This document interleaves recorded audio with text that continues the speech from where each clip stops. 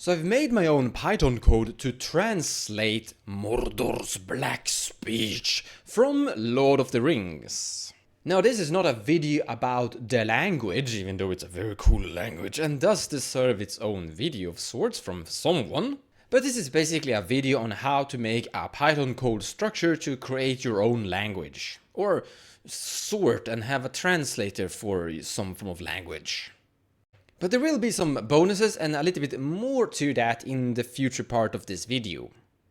Now first and foremost, the black speech is a made-up language that I've used various websites to actually get words from. For example, afar is larg, or är ea. All is uk. I mean, you've seen the movie Lord of the Rings, they have cool words like frakafolok and such. Regardless, let's showcase the code in practice. So Python English to black P. So let's write a text and press enter. Let's write I, that's gur, I will kill you. And as you can see, it's finding translations. This is the entire dictionary.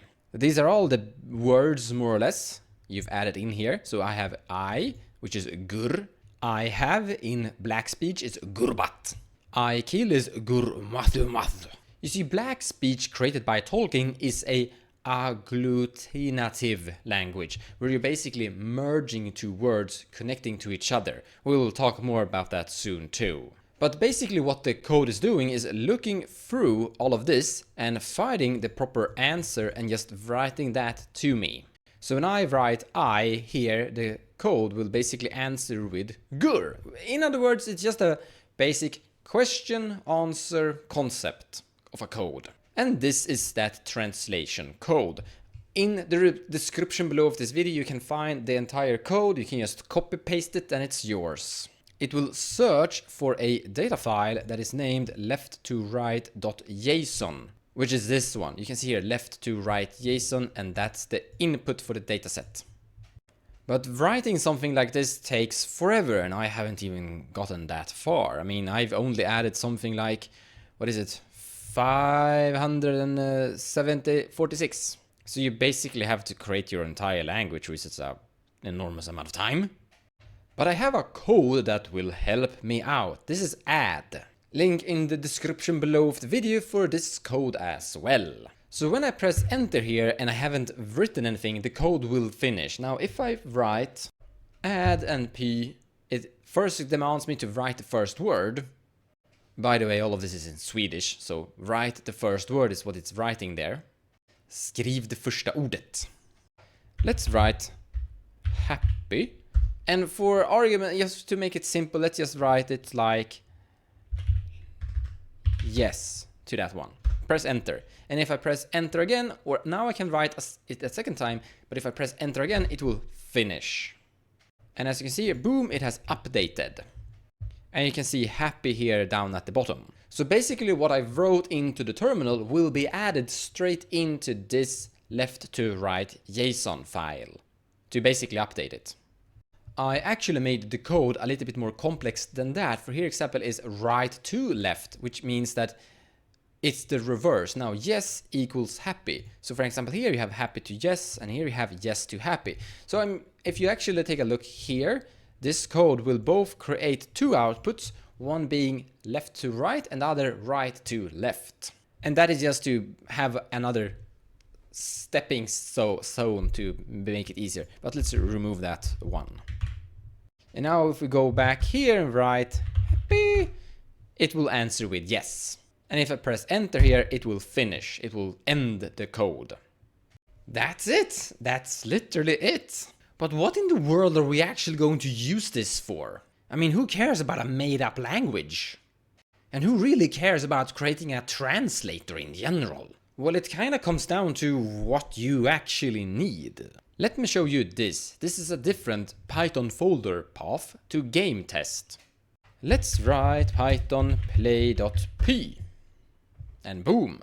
Suddenly we started this thing. Let's press N for a new game, and boom, a new game! As you are traveling in the forest, a young girl suddenly appears. Wait, please save me! She looks terrified, out of breath, and lost.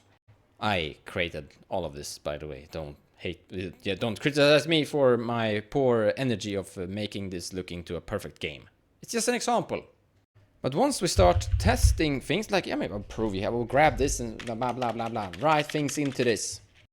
But let's write something more clever. Are you hurt? Question mark. And suddenly, new picture. She seems to be out of breath for a conversation and can only make fast words while talking deep breath. Yes, save me! And now we will write from what question marks? Them. You suddenly see three dark figures walking towards you. They don't seem hostile. What we basically have here is a game I've made, or well, I experimented with. I haven't finished it and I don't think I'm going to finish with it. I'm just experimenting, trying to see what you can do with a translator Python concept. This is very similar to a story-based option mode game, like dating sims of sorts, where you have like certain options that you can choose from to track and pathway your way forward. And depending on what you write, the code will translate your question down there and make it find an answer and showcase a picture like this. It's not AI, there's no AI in all of this, it's just pure and simple translations. This is that code, by the way, so far of it, and here are the translations basically. So you have a question and boom, you have an answer, and it's just pathwaying its way forward from there.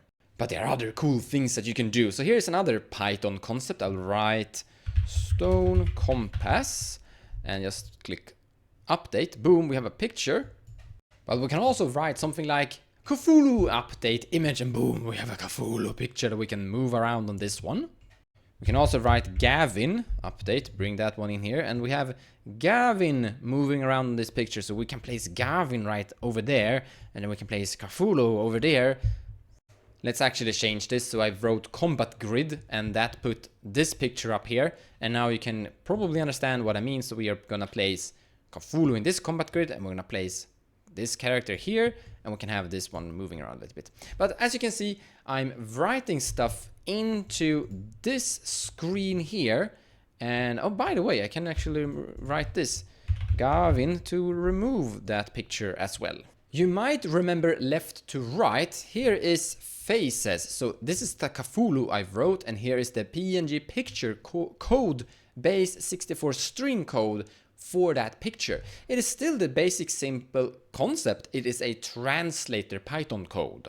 Here is basically that entire code that you saw that is creating a role-playing game structure that is looking into various different JSON files like this one, looking for answers. So when I write a certain thing up there in the blue text, it will create that base 64 code string in PNG as a picture that operates inside the screen from this Python code, which is something that I currently use whenever I'm playing the role-playing game Cthulhu. In other words, the concept of creating a question and answer is a very good concept in general, depending on what kind of project you're currently working on. Whenever you have a form of structure where you're writing an input to receive a specific text answer, is a good functional way to make automated structures. So it becomes more than just a language translator and eventually a question and answer concept. For example, by writing rrr, I update and boom, I get this picture. So yeah, there you go. I just write something and boom, I get something from that. This is also for my role-playing stuff for Call of Cthulhu, by the way, if you're wondering. But hey, you will do whatever you want with this. This is just an inspiration. I hope you got something out of this video. Thank you so much for watching and have a nice day. I'll see you in the next one.